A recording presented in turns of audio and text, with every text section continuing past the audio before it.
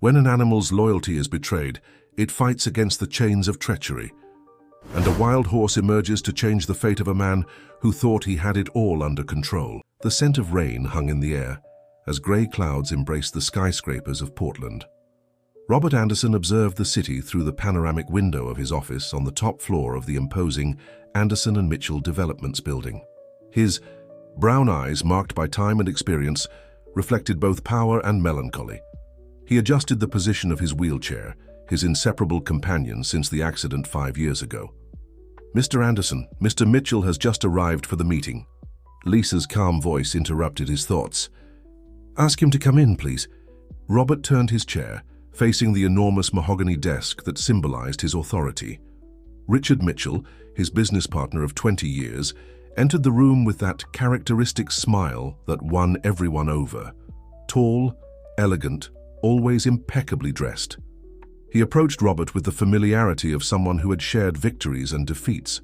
"Good morning, my friend." Richard extended his hand. "How are you feeling today?" "The usual. The physical therapy helps, but you know how it is." Robert shook his partner's hand, noticing something different in his gaze. "Shall we get down to business?" The meeting proceeded like so many others. They discussed the new development in the Pearl District, analyzed the financial reports for the quarter, and planned their strategy for the coming months. But there was something in the air, a subtle tension that Robert couldn't ignore. "And what about the contract with the city?" asked Robert, carefully observing his partner's reaction. Richard shifted in his chair, a movement almost imperceptible to any ordinary person, but not to Robert, who knew every gesture of his friend. "It's moving forward. Our contact assured us we'll be chosen for the bid." The response came with a smile that didn't reach his eyes. At that moment, Thor, Robert's imposing German shepherd, entered the room. The animal, trained for assistance, rarely showed signs of agitation. That day, however, something was different. The dog circled the room, sniffing and looking insistently at Richard.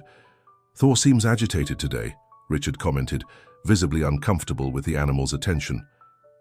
"Yes, he's been strange since early morning," Robert patted the dog's head. "Maybe it's the approaching storm." After Richard left, Robert remained thoughtful.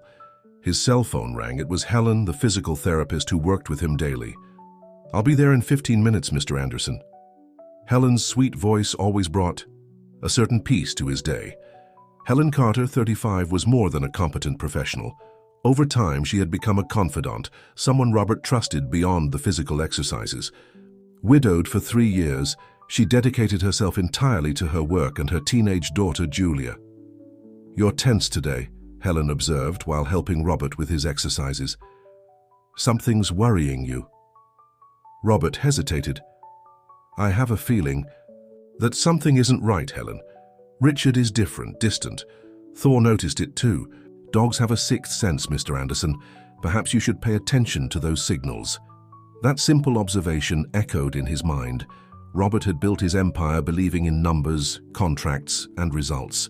But perhaps, just perhaps, there was something more subtle and profound that deserved his attention.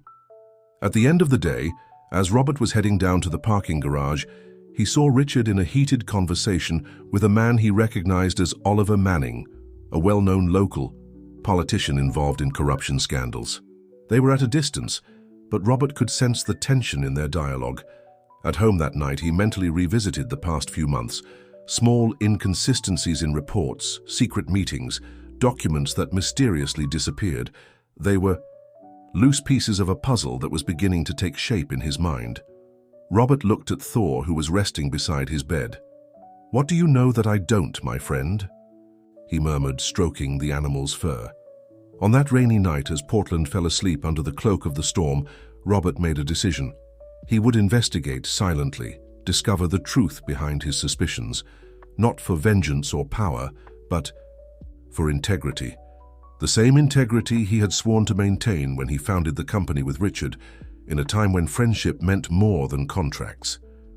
The days that followed brought growing uneasiness for Robert. His analytical mind couldn't ignore the signs that now seemed too obvious.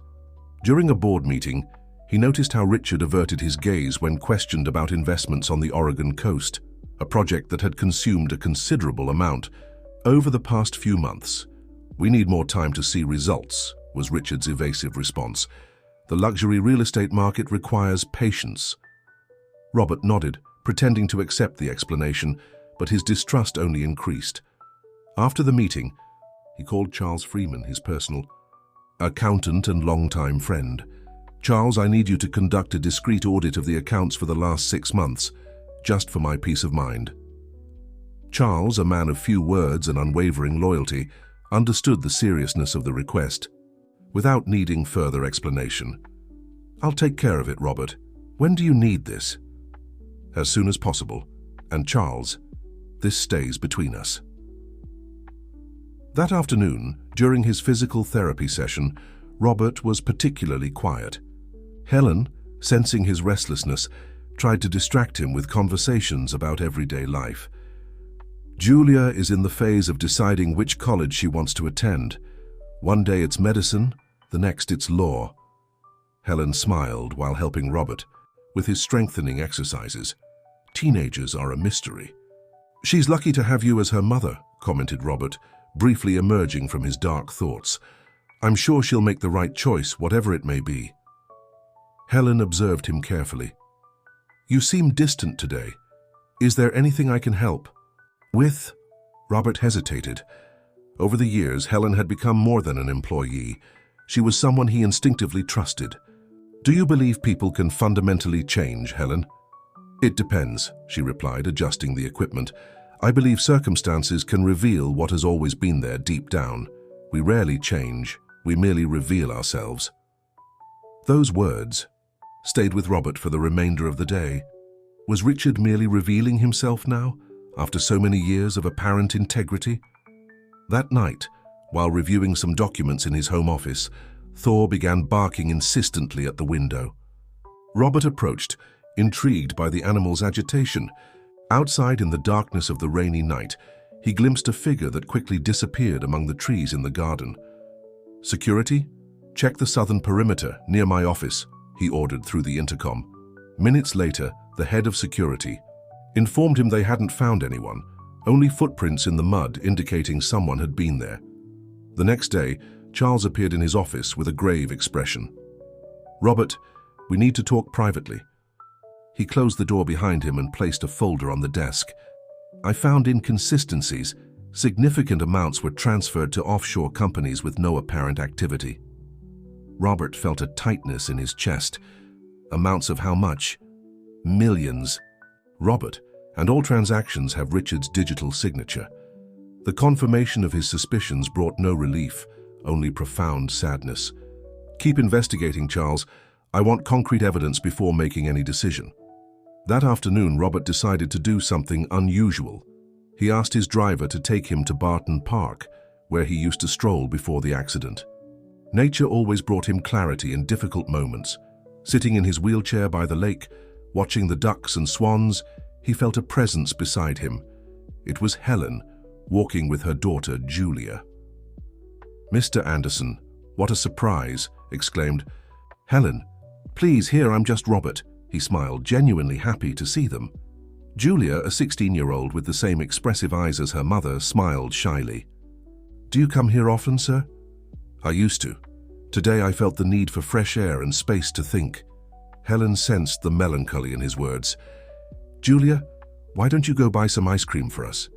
She handed some bills to her daughter, who walked away. "Problems at the company?" asked Helen, sitting on the bench next to Robert's wheelchair. "Let's just say I'm discovering that not all foundations are solid." Helen nodded understandingly. "You know what my father, who was a mason, always said? The true test of a building isn't how beautiful it looks on sunny days, but how it holds up during the storm." Robert looked at the sky, where grey clouds promised more rain. "It seems we're about to face a tempest then." "Storms pass, Robert. What matters is what remains after them." When he returned to the office, news awaited him. One of the company's main contracts, a multi-million-dollar development in the city center, was under investigation by the district attorney's office for suspected overcharging. Richard Mitchell's name appeared as the main suspect. The storm had begun, and Robert knew it would be just the beginning of a long and painful journey in search of the truth. The district attorney's investigation was advancing rapidly, creating a tense atmosphere at Anderson and Mitchell. Robert maintained an apparently calm demeanor, observing Richard's every move while the evidence collected by Charles accumulated. He diverted more than $20 million through phantom contracts over the last 2 years, Charles explained, placing documents and graphs that evidenced the scheme on the desk. He created shell companies, all connected to the same group of people, including Oliver Manning. Robert closed his eyes for a moment, trying to absorb the magnitude of the betrayal. Any connection with the DA's investigation? Direct.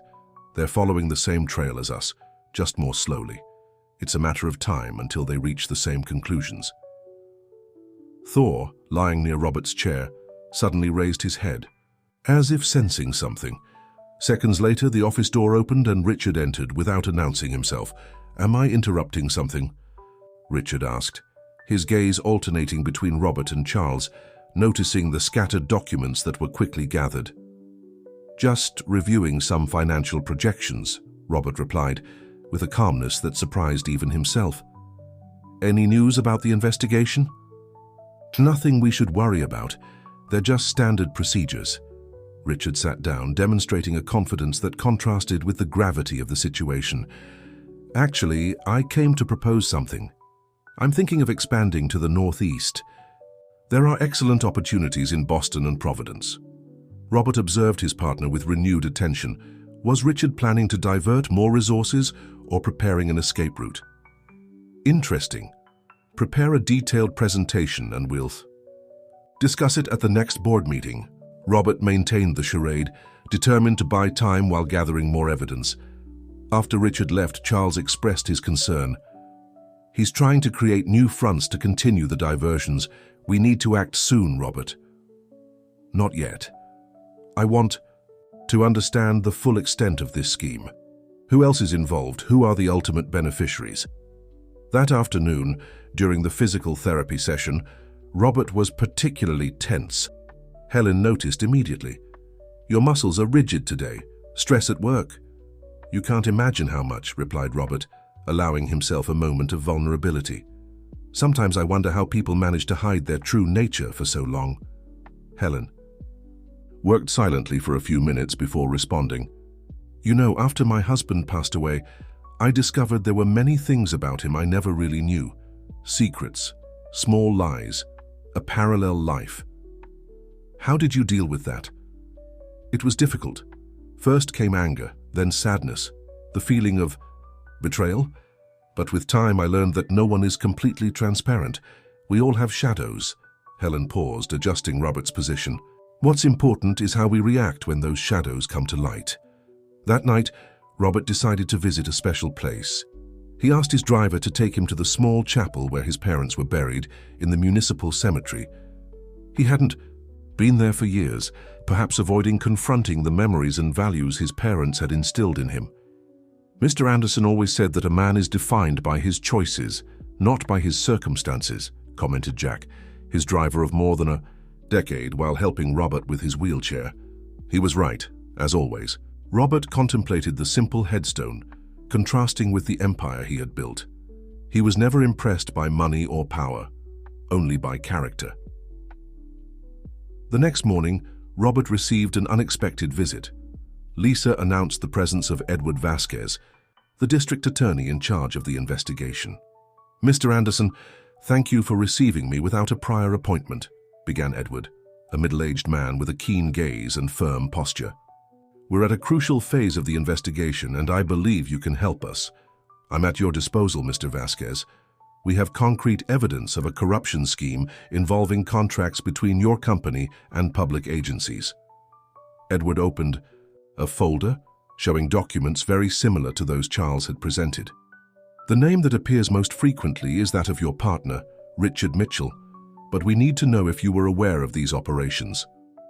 Robert felt the weight of the decision he was about to make. Protecting Richard would mean compromising his own integrity and possibly facing charges. Revealing everything could mean the end of his company and a decades-long friendship. Mr. Vasquez, how long have you been investigating this case? Officially, 3 months, but suspicions began earlier. Robert nodded, making his decision. I have information that may help in your investigation, evidence I've been gathering on my own. Edward's expression mixed surprise and relief. You knew? I began to suspect recently, and I decided to investigate before jumping to hasty conclusions. As he shared Charles's discoveries, Robert felt a mixture of sadness and determination. Richard's betrayal was now fully exposed, but the worst was yet to come. The final confrontation would be inevitable, and Robert knew nothing would ever be the same. The news of Robert's cooperation with the district attorney's office soon reached Richard's ears.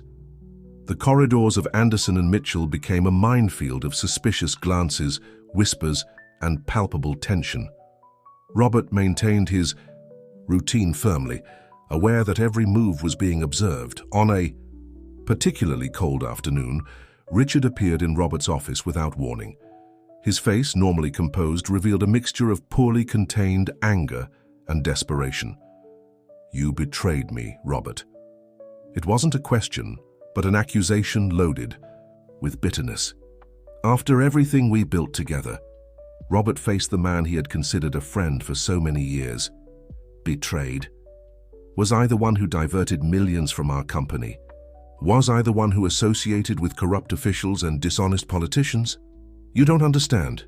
You never understood how this world really works. Richard approached, leaning over the desk. Everything I did was to secure our position. Nobody gets where we are being completely clean. You just pretended not to see until now. Maybe you're right, Robert responded with a calmness that destabilized Richard. Maybe I chose not to see. That's my mistake, and I'm correcting it now. Richard laughed, a bitter and disdainful sound. And what do you think will happen? That you'll be treated as a hero. They'll destroy everything, Robert, everything we built. No, Richard, you already destroyed it. I'm just trying to save what's left.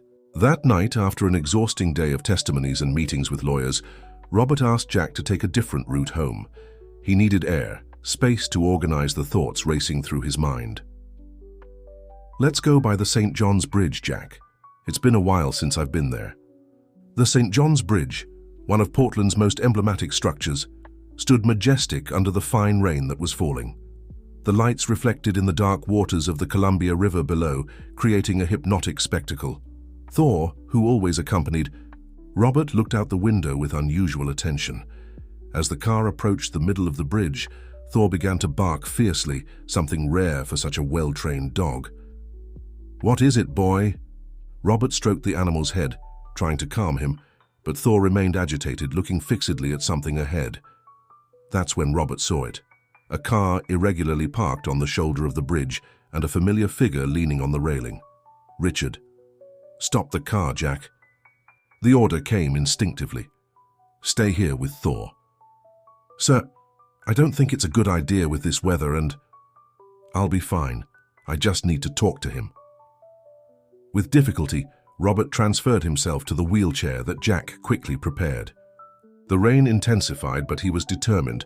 Something in Richard's behavior alarmed him. Richard, he called, approaching cautiously. What are you doing here?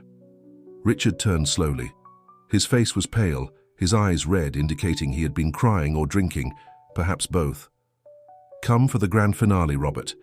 Come to watch the fall of the man you destroyed. Nobody is destroyed. You made mistakes, serious mistakes, but there's still a way to do the right thing. Richard laughed bitterly. Always the correct Robert, the man of principles. You never understood how the real world works. Never had to fight like I fought. As they spoke, Thor managed to free himself from the car and ran toward them, barking insistently. Richard, visibly altered, stared at the animal with contempt. Even that damn dog hates me now. Always alert, always vigilant. How did it feel? To discover, Robert? To see that your friend of decades was a monster? You're not a monster, Richard. You made wrong choices, let yourself be corrupted, but you can still redeem yourself. Thor approached, growling at Richard, who suddenly exploded in fury. In an impulsive movement, he pushed the animal. Thor, unbalanced by the wet pavement, fell against the railing of the bridge. Robert watched in horror as the railing, already worn by time, partially gave way under the impact. Thor, in desperation, slipped through the opening, falling into the turbulent waters of the river below. "Thor!" Robert's cry echoed in the rainy night. Jack ran toward him, equally horrified. Richard, suddenly aware of the gravity of what he had done, backed away. I didn't mean to. He came at me." But Robert wasn't listening anymore. His gaze was fixed on the dark waters where Thor had disappeared. A feeling of helplessness and despair consumed him. His faithful companion, his most loyal friend, was fighting for his life in those icy waters, and he, confined to a wheelchair, could do nothing. That's when something extraordinary happened. From the riverbank, an imposing figure emerged. A horse, magnificent in its wild strength, galloped toward the waters. Without hesitation, the animal threw itself into the river, swimming with incredible determination toward where Thor had fallen.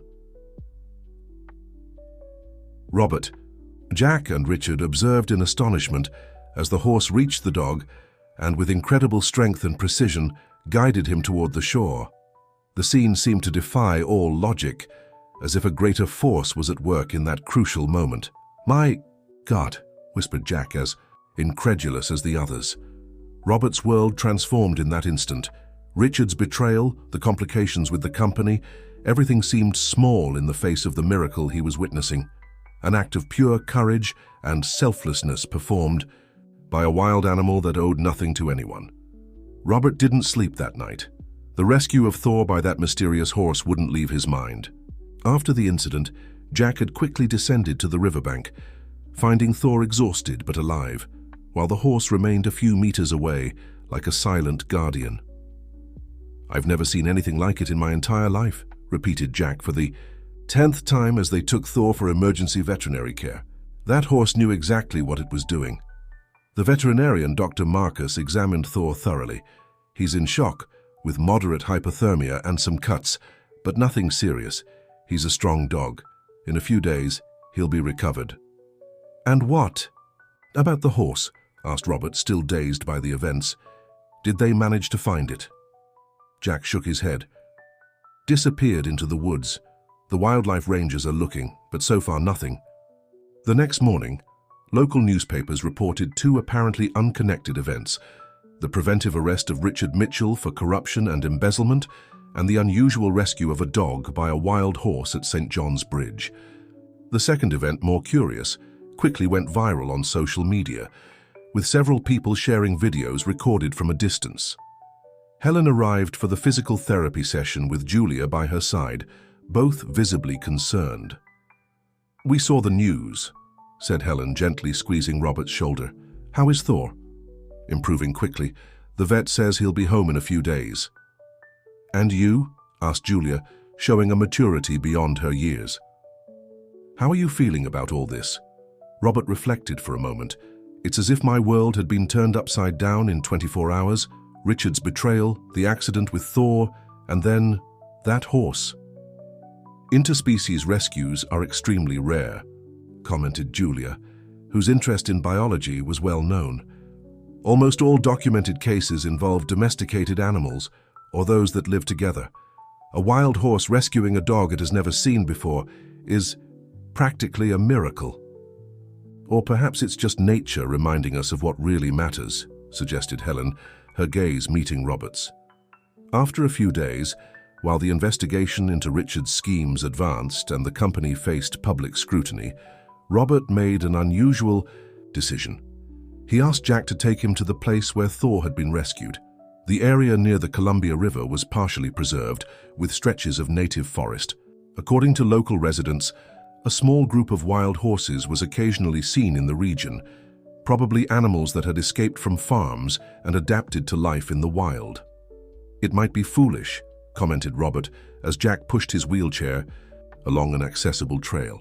"But I feel I need to understand what happened." "It's not foolish, sir. I can't stop thinking about it either." Sitting by the river with Thor at his side, now almost completely recovered, Robert contemplated the calm waters, so different from the turbulent current of that fateful night. "That's when they heard a distant neighing. Thor immediately became alert, ears up. At the edge of the dense forest, a magnificent black horse was watching them. The animal had a proud posture, with a white, lightning-shaped mark on its chest. "It's him," whispered Jack, paralyzed. "I'm sure it's the same horse." Thor unexpectedly began to walk toward the horse, showing no fear. The horse remained motionless, as if waiting. "Thor, come back," called Robert, worried about another accident. But what happened next defied any rational explanation. The horse approached calmly, allowing Thor to reach it. The two animals stood face to face for a moment, in a kind of silent communication that left the humans present speechless. "This is unbelievable," murmured Robert, observing the scene with fascination. The horse then advanced a few steps toward Robert. Its deep dark eyes seemed to convey an ancestral wisdom. There was something in that gaze that touched Robert deeply, as if a silent message was being transmitted between them. "Thunder," said Robert, the name spontaneously coming to his lips. "Your name is Thunder." The horse moved its head, almost, as if agreeing before slowly retreating to the forest, disappearing among the trees. "How did you know his name?" asked Jack, confused. "I can't explain it, I just knew." Robert continued looking at the point where the horse had disappeared. "We need to find out more about him, if he belongs to someone, if he's lost." In the days that followed, Robert hired specialists to locate and study the mysterious horse. They discovered that Thunder, as he was now called, led a small group of wild horses that had lived in the region for at least 5 years. According to longtime residents, they were descendants of animals that escaped from a bankrupt ranch in the previous decade. "He has no official owner," explained Dr. Winters, a specialist in equine veterinary medicine. "But he's not completely wild either. He was probably tamed and trained before escaping. That partially explains his unusual behavior, but not the rescue. That remains extraordinary." The story of Thor and Thunder quickly spread, capturing national media attention. Robert, normally averse to exposure, found himself at the center of a story that touched hearts. Amid the corruption scandal involving his company, the heroic rescue emerged as a counterpoint of hope and redemption. The corruption scandal involving Richard and Anderson and Mitchell dominated the news. The company, once a symbol of success and credibility, now faced its worst crisis. Worried employees, investors withdrawing capital, clients canceling contracts. The effects were devastating and immediate. Robert called an emergency meeting with the board of directors. The atmosphere was heavy, with tense faces and apprehensive looks around him. "Ladies and gentlemen," began Robert, his voice firm despite the circumstances, "we are facing the greatest challenge in this company's history. What Richard did is indefensible and will have serious legal consequences. But Anderson and Mitchell is not limited to Richard Mitchell or even myself." Charles, seated to Robert's right, presented the updated numbers. The fall in stocks was vertiginous, and projections indicated an even more somber scenario in the coming weeks. "We have 2 options," continued Robert. "We can try to minimize the damage and eventually sell the company, or we can see this as an opportunity for reconstruction, not just of the business but of our fundamental values." Amanda Summers, the recently hired financial director, stood up. A woman of strong personality and unwavering ethics, she had been personally chosen by Robert. "Mr. Anderson, with all due respect, the first option is safer. We can guarantee some return to shareholders and preserve jobs in an orderly transition." Robert nodded, acknowledging the validity of the argument. "Safe, yes. But is that the legacy we want to leave? The company I built over decades simply sold and forgotten?" A reflective silence took over the room. Many there had dedicated their careers to the company, sharing Robert's vision of building something lasting and meaningful. "If we choose the more difficult path," continued Robert, "I'll need the total commitment of each of you. Absolute transparency, complete restructuring, new governance mechanisms. It will be painful, but we can emerge as a model of business ethics." The vote was unanimously in favor of reconstruction.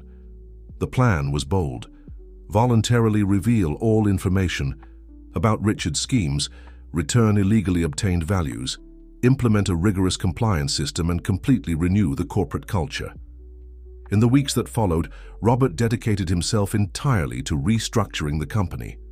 The physical therapy sessions with Helen became moments not only of physical recovery, but of reflection and mental clarity.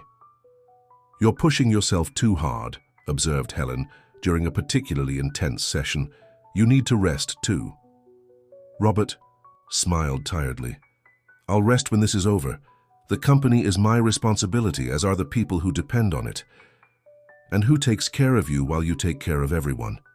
asked Helen, her direct and sincere gaze meeting his. The question remained unanswered, but planted a seed in Robert's mind. For years he had defined himself by business, by material success, by professional reputation. Even after the accident that left him in a wheelchair, his identity remained tied to the empire he had built. Parallel to the company's reconstruction, Robert developed a growing interest in Thunder and the other wild horses. He created a foundation dedicated to preserving the area where they lived and studying their unusual behavior. "It's fascinating how they've formed their own society," explained Dr. Beatrice Mendoza, a primatologist Robert had hired to study the horses' behavior. "Thunder clearly leads the group, but not through aggressive domination as would be expected. He protects the weaker ones, shares resources. It's almost as if he's developed his own moral code." During a visit to the preservation area, accompanied by Helen and Julia, who had become frequent companions on his trips, Robert observed Thunder from a distance. The black horse, majestic in its freedom, always seemed aware of their presence, sometimes approaching carefully, other times maintaining a respectful distance. "You know what intrigues me the most," commented Julia, who was developing a school project about the horses. "How did he know Thor needed help on that specific night? It's as if he was in the right place at the right time." Helen smiled at her daughter. "Sometimes I believe there are connections that we can't easily explain, something deeper than our rational understanding." Robert reflected on these words. In his fact-oriented life, guided by numbers and contracts, there had always been little room for the unexplainable. But the encounter with Thunder had opened a door to possibilities he would have previously dismissed as fanciful. Meanwhile, at the company, the implementation of the restructuring plan was advancing. Robert surprised everyone by announcing that a significant part of his personal fortune would be used to compensate for losses caused by Richard's schemes.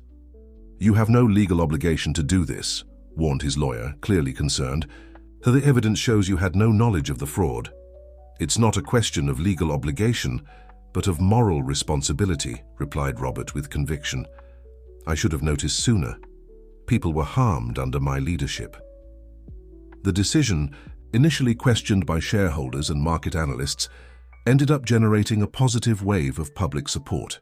Robert's sincerity, his willingness to take responsibility even without direct blame, resonated with a public tired of corporate scandals without real consequences for the powerful.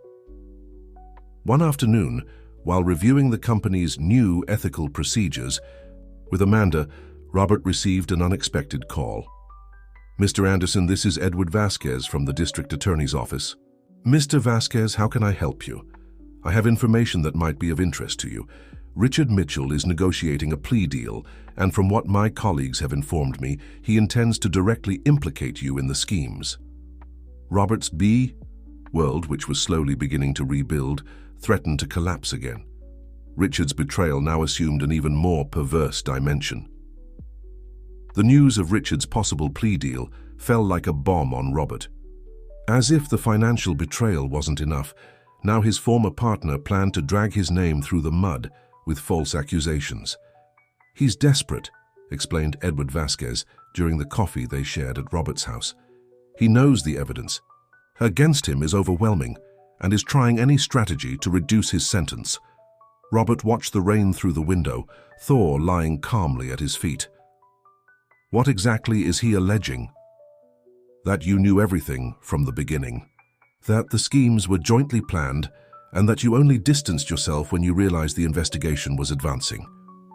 Edward paused, carefully choosing his words.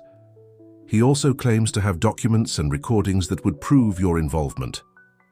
A heavy silence settled between them. Thor, sensing his owner's tension, moved closer, placing his head on Robert's lap. Documents and recordings that don't exist, affirmed Robert with conviction, or if they do exist, they were forged. I believe you, Robert, but we need to be prepared. The judgment of public opinion can be merciless regardless of the judicial outcome. After Edward's departure, Robert called Charles and Amanda, who quickly came to his house. The situation required immediate strategies. He doesn't have anything concrete, assured Charles after hours analyzing documents and communications, but he can fabricate evidence. Richard was always skilled with technology, you know. Amanda, with her characteristic objectivity, was direct. We need to anticipate and neutralize the accusations before they become public. A press conference where you clarify everything, including mentioning the possibility of false evidence. And if that only gives more visibility to his accusations? Questioned Robert. We're in the territory of perceptions now, not just facts. The weight of the possible false accusations deeply affected Robert. That night, for the first time since the beginning of the crisis, he felt truly dejected. Helen, who now visited him regularly even outside physical therapy hours, found him in this state. 20 years of friendship, Helen. 20 years building something together. Robert rarely showed vulnerability, but with her he felt safe to lower his guard. And now he wants to destroy not just the company, but my reputation, my name. Helen sat beside him, taking his hands in hers. Truth has a way of emerging, Robert. It may take time, but it always comes to light. Sometimes truth arrives too late. Then we fight for it to arrive in time, she responded with determination. You're not alone in this battle. Those words, simple but profound, brought a kind of comfort that no legal or business strategy could offer. Helen had become almost imperceptibly a pillar in his life. The next morning, while the legal team prepared for the possible developments of Richard's plea deal, Robert received an unexpected visit. Julia, Helen's daughter, appeared alone, clearly agitated. Mr. Anderson, sorry to show up like this, but I need to show you something. Urgently. Julia, who continued her school project on thunder and the wild horses, had spent the previous day in the preserved area, photographing and taking notes. While reviewing the images at home, she discovered something disturbing. I was just zooming in on the photos to see details of Thunder's coat when I noticed this in the background. Julia showed an enlarged image on her tablet. It was a human figure partially hidden among the trees, observing both the horses and Robert's group. The face wasn't visible, but something in the posture was strangely familiar. You thought it was strange and decided to show me? Asked Robert, intrigued. It wasn't just that. Julia swiped to the next photo. After you all left, I continued photographing the horses, and the person came back with someone else. In the next image, two figures were talking at a distance. One of them had his face partially visible. Robert felt a chill as he recognized Oliver Manning, the corrupt politician linked to Richard. There's more, continued Julia, showing the last photograph. The two figures were now approaching the horses, and Thunder clearly showed agitation, keeping himself between the intruders and the rest of his group. They were deliberately frightening the horses. I ran to call the forest ranger, but when we returned, they had already gone. Robert thanked Julia for her perceptiveness and asked her to send the photos to his email. As soon as she left, he contacted Edward Vasquez. We need to increase security in the preservation area, he explained after showing the photos. Richard or his associates are plotting something involving the horses. You think they're planning some kind of personal retaliation? Using something you clearly value? I'm not certain, but that place and those animals now represent something important to me. And Richard knows that. Richard's calculating mind, Robert realized, was not limited to attacking him judicially. The man he had known for so many years, but had never really known, was willing to use any means to hurt him. That afternoon, as he prepared for the press conference suggested by Amanda, he received a visit from Helen. She seemed concerned, but there was determination in her gaze. Julia told me about the photos. Do you think Richard would do something against the horses to get at you? I believe he would do anything to divert focus from his crimes and emotionally destabilize me before the plea deal. Helen approached, instinctively adjusting Robert's posture in the chair as she always did during sessions, but this time there was something different in her touch, more personal, more intimate. You care more about those horses than you want to admit, don't you? Robert hesitated, surprised by his own vulnerability. It's strange, I know. My whole life was built on rationality, contracts, business, and now I find an inexplicable meaning in the connection with these animals, especially Thunder. It's not strange, Helen replied softly. Maybe it's exactly what you needed to remember who you really are beyond business and material success. Their gazes met, and something silent but powerful passed between them.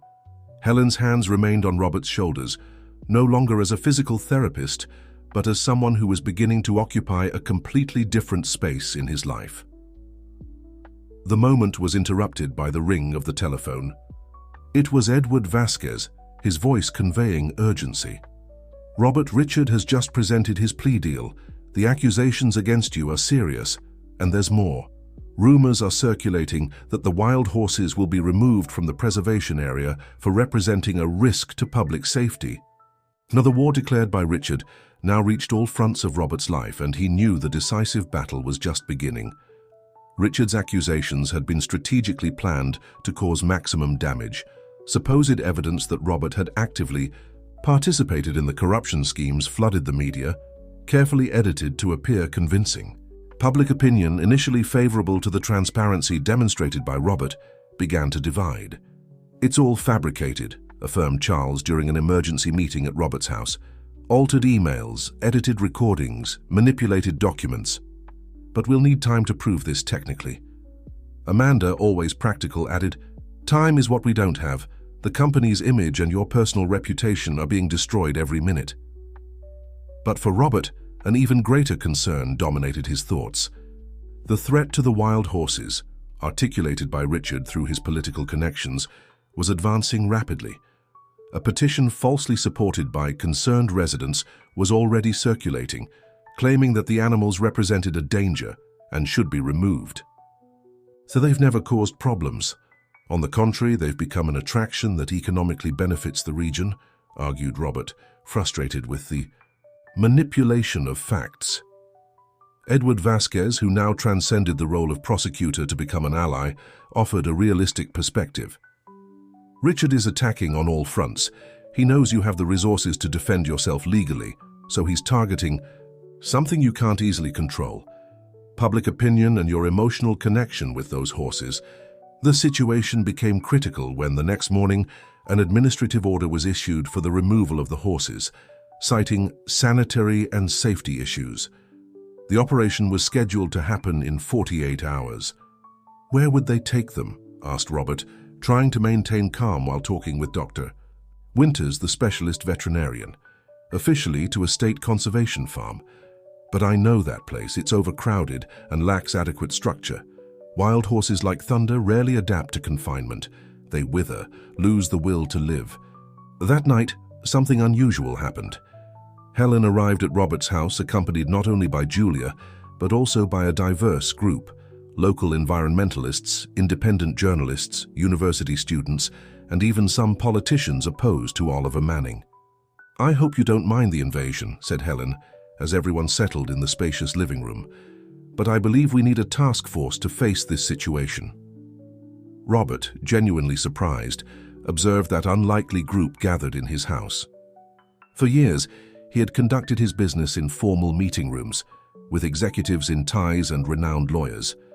Now, young people with t-shirts displaying environmental causes and professionals from various fields passionately discussed how to save a group of wild horses.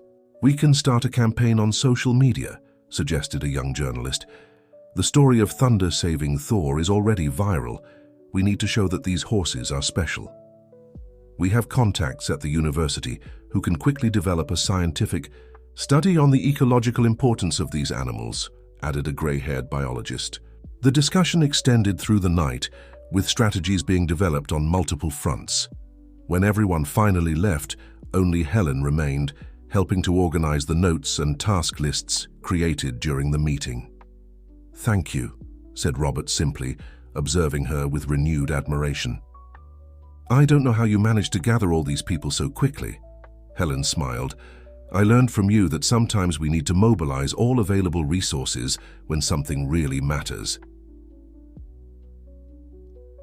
The next morning, the operation began on various fronts. Julia and her university colleagues flooded social media with the story of Thunder and Thor, reaching thousands of shares in just a few hours. Independent journalists published articles questioning the true motives behind the removal of the horses, connecting them to the false accusations against Robert. Meanwhile, Robert used his contacts and resources to articulate a legal battle. He obtained a temporary injunction that prevented the removal of the horses until an independent study was conducted on their environmental impact and value to the local ecosystem. "We've gained 72 hours, his lawyer informed him. "Not much, but enough for the next phase of the plan." The boldest strategy, however, was suggested by Jack, who knew the region well. There's an area in the extreme north of the property, almost at the border with the Native American reservation. It's practically inaccessible by vehicles, but perfect for the horses, if we could guide them there before the injunction expires. The plan was risky. Guiding a group of wild horses through dense forest without frightening or separating them would require a deep knowledge of their behavior and a special connection. "Thunder is the key," explained Dr. Winters. "If we can get him to follow us, the others will come after. But who can establish that connection with a wild horse?" All eyes turned to Robert. "Me?" The doubt was evident in his voice. "I'm confined to this chair. How could I guide wild horses through the forest?" It was Helen who answered, her voice soft but determined. "You've established a special connection with Thunder from the beginning. He saved Thor for some reason we don't completely understand. And you've changed since that day. We all notice it."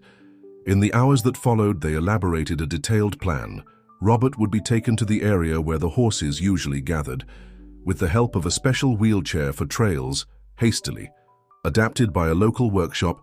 He would try to gain Thunder's trust and guide him along the predetermined path.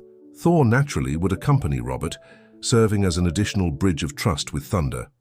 A small team, including Dr. Winters, Jack, and 2 Native American guides who knew the territory perfectly, would support the operation. On the eve of the appointed day, when all preparations were complete, Helen visited Robert.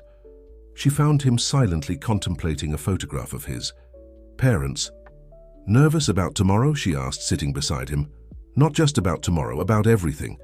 Robert turned to face her. "A few weeks ago, my biggest concern was identifying inconsistencies in financial reports. Now I'm about to try to communicate with a wild horse to save its freedom." Helen smiled, taking his hand in hers. "Life has a curious way of taking us out of our comfort zones when we need to grow." "And you?" asked Robert, gently squeezing her hand. "Why are you doing all this? Getting involved in a battle that isn't yours?" Helen's gaze met his, conveying something deep and unspoken. "Maybe because some battles are worth it, even when they aren't initially ours." In the dawn of the following day, as Portland still slept under an autumn mist, the small expedition departed. The plan to rescue the wild horses had begun, and with it, perhaps, the rescue of something equally valuable within Robert himself. The morning mist enveloped the forest in a grey cloak, giving the environment a mystical and mysterious air. The expedition advanced slowly along the narrow trail, with Jack and the Native American guides leading the way. Robert, in his adapted wheelchair, faced each bump and obstacle with determination, while Thor walked faithfully by his side. "We're approaching the clearing where they usually gather in the morning," informed one of the Native American guides, Paul, a middle-aged man with deep knowledge of the region. "We need to maintain absolute silence now." The group stopped at the edge of the clearing, partially hidden by vegetation. In the center of the open space, Thunder and his small band grazed peacefully, unaware of the threat that hung over them. The magnetic black horse suddenly raised his head, as if sensing the presence of the observers. "It's your turn," whispered Dr. Winters to Robert. "Remember, Slow movements, calm energy, no prolonged, direct eye contact. With his heart racing, Robert maneuvered his chair into the clearing, accompanied only by Thor. The distance between him and the horses, particularly Thunder, seemed insurmountable, not just in meters, but in worlds. A businessman in a wheelchair trying to communicate with a wild horse. The scene would be comical if it weren't so desperately serious. Thunder watched attentively, his ears pointed forward, his body tense but not frightened. Thor, surprisingly, remained calm beside Robert, as if understanding the importance of that moment. "Hello, friend," murmured Robert softly, stopping a few meters away. "I need your help again." To the surprise of all who were watching, Thunder took a few steps toward Robert. Other horses in the band showed nervousness, but none fled. It was as if their leader was making a decision for all of them. Dr. Winters, who observed in wonder, whispered to Helen, "Unbelievable. In 30 years studying wild horses, I've never seen anything like this." For long minutes, man and horse remained face to face in silent communication. Robert occasionally spoke in a low voice, words that only Thor and Thunder could hear. Slowly, the initial tension transformed into something different, a kind of mutual understanding. Then, following the plan, Robert began to retreat toward the trail that would lead to the safe sanctuary. Thunder hesitated for a moment, but to everyone's relief and amazement began to follow him. One by one, the other horses followed their leader. "It's working," whispered Jack, incredulous. The journey through the dense forest was slow and challenging. Robert, with the help of Jack and the guides, maneuvered his chair through the most difficult stretches, always maintaining visual contact with Thunder, who never strayed far. Near midday, when they had covered almost half the way, Paul raised, his hand signaling for everyone to stop. His face showed concern. "I heard engines. Vehicles approaching by the main road," he informed in a low voice. Dr. Winters consulted his watch, alarmed. "They shouldn't be here today. The injunction is still in effect." "Unless someone discovered our plan," concluded Robert, the realization hitting him like lightning. "Richard." As if confirming his suspicions, they heard the sound of off-road vehicles advancing through the forest, ignoring established trails, rapidly approaching their position. "They'll frighten the horses," warned Dr. Winters, concerned. "If the band disperses in the forest, we'll never be able to regroup them in time." Robert made a quick decision. "Jack, take Helen and the others along the original path. Continue guiding the horses to the sanctuary." "And you?" asked Helen, her voice betraying concern. "I'll go with Paul by a detour to meet whoever is coming." "Buy time for you." "I won't leave you alone," Helen protested firmly. "Neither will I," added Jack. Robert looked at the two, moved by their loyalty. "We need to divide strategically. Paul knows an alternative path that will take us to them more quickly. While we distract them, you continue with the horses." After a brief discussion, they agreed to the plan. The separation was quick, with Helen reluctantly following the main group while Robert, Jack, Paul, and Thor took a steep shortcut to the right. The alternative path was more difficult, testing the limits of Robert's adapted chair. After 20 minutes of intense effort, they reached an elevated point that offered a privileged view of the main road. What they saw confirmed their worst fears. 3 utility vehicles were advancing through the forest, led by a jeep where Robert immediately recognized Oliver Manning. Beside him was Richard, his face a mask of bitter determination. "They brought men," observed Jack, counting at least 8 people distributed among the vehicles, "and capture equipment." "How did they find out?" questioned Robert, the frustration evident in his voice. "Someone might have leaked information," suggested Paul, "or perhaps they've been monitoring the area for days." With renewed decision, Robert activated his cell phone.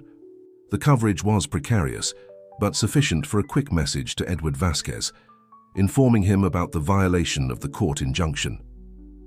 "We can't count on reinforcements arriving in time," he concluded after sending the message. "We'll have to improvise." The plan formed quickly.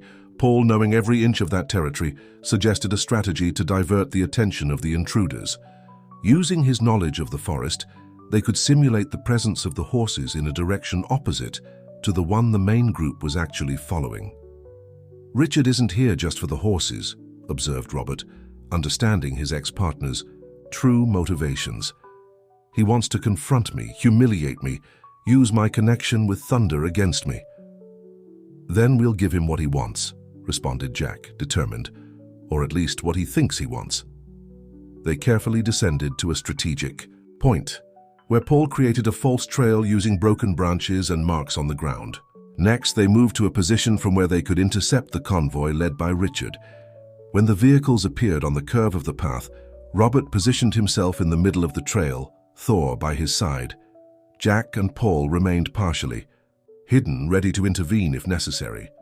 Richard's jeep stopped abruptly upon seeing Robert. For a few moments, no one moved, the only sound being the roar of the engines and the distant singing of birds in the forest. Richard was the first to get out, his face a mixture of surprise and disdain. Robert Anderson, the great defender of nature. What an inspiring transformation. His voice carried a cutting irony. "You're violating a court order, Richard," Robert replied calmly. "These horses are protected until a complete study is conducted." Richard laughed, a sound devoid of any joy. "Court orders? Studies? Since when do you care about these formalities? We always circumvented rules when necessary." "I've changed. You have too, apparently, just in opposite directions." Oliver Manning, impatient, joined Richard. "We don't have time for sentimental reunions. Where are the horses? We know you're trying to remove them." "Why, Oliver? What's your personal interest in this?" questioned Robert. "Or did Richard promise to cover up your participation in the schemes if you helped him in this personal vendetta?"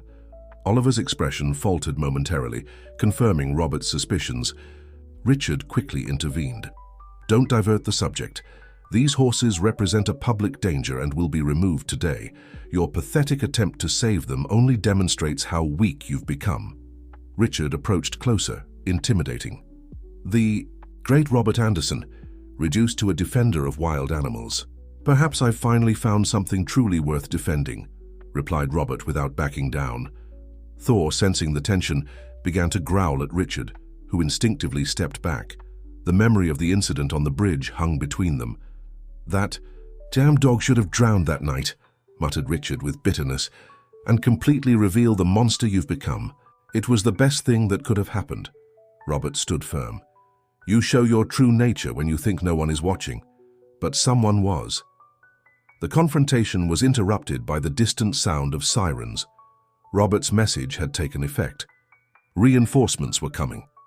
Richard, realizing his time was running out, made an abrupt gesture to his men. "Find those horses now. Search every corner of this forest." That's when the unexpected happened. Thor suddenly raised his head, alert. Her powerful neigh echoed through the forest, followed by the sound of hooves rapidly approaching. Thunder emerged majestically from among the trees alone, his black coat gleaming even under the diffuse light of the forest. He stopped a few meters away, looking directly at Richard and neighing. Again, as if challenging him, time seemed to suspend itself in that moment. Thunder, majestic and fearless, faced Richard, who instinctively retreated. The men hired for the capture froze, disconcerted by the unusual scene. "My God," whispered Jack. "He left the rest of the band to come here." Robert understood what was happening with a clarity that transcended rational explanations. Thunder hadn't abandoned his band. He was protecting it, drawing attention to himself. Richard, recovering from the initial surprise, addressed his men with irritation. "What are you waiting for? Catch that animal!" Two men advanced with capture equipment, but stopped abruptly when Thor positioned himself beside Thunder, growling threateningly. The unlikely partnership between dog and horse renewed itself before everyone. "This is ridiculous," exclaimed Richard, his frustration evident. He turned to Robert. "You really think you can stop me with this theater? These animals will be captured today, and your pathetic environmental crusade will end in public humiliation." Robert remained firm. "It's not about me, Richard, it never was. You've turned this into a personal vendetta because you can't accept the consequences of your own actions." "Consequences?" Richard advanced, his emotional control visibly shaken. "You talk as if you were innocent. We both know you closed your eyes to many things over the years. You only decided to act when you felt personally betrayed. The accusation hit Robert hard, as it contained an uncomfortable portion of truth. For years, he had ignored subtle signs of questionable behavior, prioritizing results over principles. "You're right," admitted Robert, surprising Richard. "I took too long to act. I neglected my moral responsibility for convenience. It's something I'll have to live with." He paused, briefly looking at Thunder. "But I discovered it's never too late to do the right thing." The sirens were now approaching, unmistakably audible. Edward Vasquez had managed to mobilize official support quickly. Richard realized his time was running out. "You won't win this," he threatened, his voice loaded with resentment. "The evidence against you is convincing. Your word against mine, and I have documents to support my version." "Forged documents, Richard. The truth eventually emerges." It was at that moment that Helen appeared on the trail, accompanied by 2 environmental police officers and Edward Vasquez. Her face lit up, seeing Robert safe, but quickly became serious upon perceiving the tension of the situation. "Mr. Mitchell," announced Edward formally, "you are violating an express court order by entering this protected area with the intention of capturing legally safeguarded animals." Richard tried to argue, but the presence of the police officers and the arrival of additional reinforcements made it clear that his operation had failed. Oliver Manning, always attentive to the politically advantageous side, quickly tried to distance himself from the fiasco. "I was only accompanying as an observer," he nervously claimed. "I've always defended environmental preservation." While Richard and his associates were escorted out of the reserve, Robert approached Thunder, who remained surprisingly calm amid the confusion. The horse maintained his penetrating gaze, as if communicating something beyond words. "Thank you," whispered Robert, extending his hand without trying to touch the animal. "Once again, you saved something precious." Thunder remained motionless for a moment, before slowly backing away, turning to return to the forest. Before disappearing among the trees, he neighed one last time, a sound that seemed to echo throughout the woods. "Amazing," commented Edward, approaching Robert. "I've never seen anything like it." Helen joined them, her expression revealing the relief after the tension of the last moments. "The other horses are safe. Dr. Winters managed to guide them to the sanctuary." "And Richard?" asked Robert. "He'll face additional charges for violating a court order," explained Edward. "But more importantly, we managed to recover his electronic equipment. Our technical team has already identified evidence of digital manipulation in the documents he planned to use against you." The victory, however, had a bittersweet taste for Robert. The company he had built over decades still faced an unprecedented crisis. His reputation, though in the process of recovery, had been severely damaged, and the confrontation with Richard had revealed truths about himself that he could no longer ignore. In the weeks that followed, the story of Portland's wild horses gained national dimension. Thunder's heroism, first saving Thor and then risking himself to protect his band, captured the public imagination. The area was officially transformed into a natural sanctuary with permanent legal protection. Robert, who had initially been reluctant to publicly associate his image with the cause, ended up becoming its main spokesperson. In a moving interview with the main television network, he shared his personal journey. "I spent my life building skyscrapers and fortunes, believing that defined success," he explained, with Helen by his side. "It took a wild horse to teach me about courage, loyalty, and true purpose." Robert's transformation extended beyond the case of the horses. Anderson Developments, as it was renamed after Richard's departure, became a pioneer in ethical business practices and socio-environmental responsibility. Profits decreased initially, but the company gained renewed respect and eventually rebuilt its market position on more solid foundations. On a sunny spring afternoon, 6 months after the confrontation in the forest, Robert was visiting the sanctuary in the company of Helen and Julia. The visits had become a regular ritual for them, an improvised family united by extraordinary circumstances. "I think I saw Thunder near that hill," Julia pointed enthusiastically. The teenager had developed an exceptional eye for identifying the horses individually, part of her scientific project that had now transformed into a formal study in collaboration with the university. Helen smiled, observing the sparkle in her daughter's eyes. "This place has transformed all of us, don't you think?" Robert nodded, his hand discreetly finding hers. Their relationship had evolved naturally, without haste, built on mutual respect and shared values. Thor, always alert, remained beside Robert's wheelchair, occasionally looking toward the hill where Julia had spotted Thunder. "You know what's most ironic?" reflected Robert. "Richard wanted to destroy me, but ended up freeing me. I was trapped in a life that didn't completely fulfill me, with values that weren't really mine. Sometimes we need to lose something to discover what really matters," Helen replied softly. On the horizon, Thunder's silhouette momentarily appeared against the sunset. The horse remained visible for a few moments, as if observing the small group, before disappearing again into the vastness of the sanctuary. Robert smiled, feeling a peace he had never experienced in meeting rooms or multi-million-dollar negotiations.